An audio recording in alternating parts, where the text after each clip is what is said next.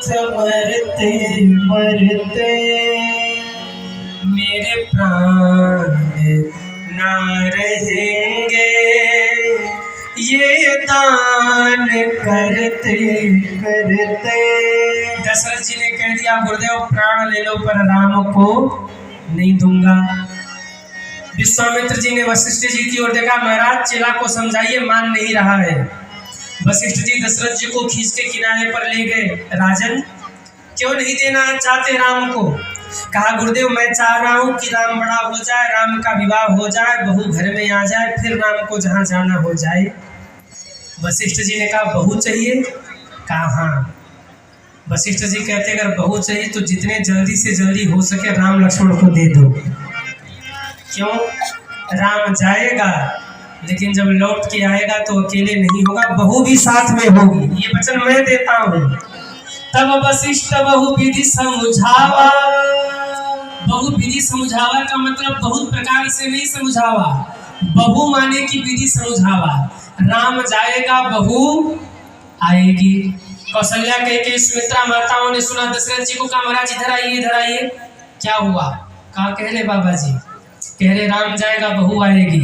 माताओं ने कहा तो दो को ही क्यों भेज रहे हो, चारों को भेजो तो चार चार बहुएं घर में आ जाएंगी। विश्वामित्र जी ने कहा ना ना अभी दो को भेजिए, दो को बाद में बुला लेंगे।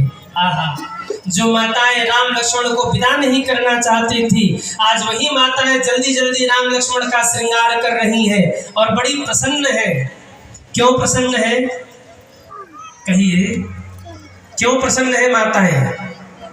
बहू आएगी, हम सास बन जाएंगे।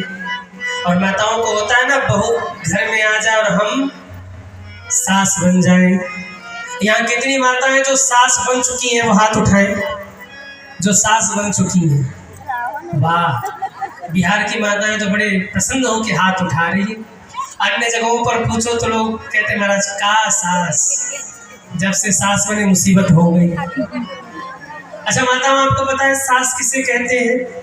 सास सै आस, जिसे बड़ी आस हो वो है सास।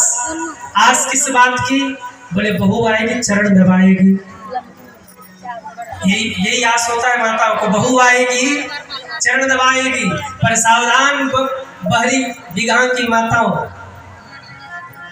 कलयुग की बहू गला न दबाए तो दिवाली मनाना है। हाँ, वो चरण दबाए भैया। काहे ज्यादा खुश हो गए का? इतना फोकस मत करो कि हम फोकस ही अभी नहीं किया। तो सयास इसको बड़ी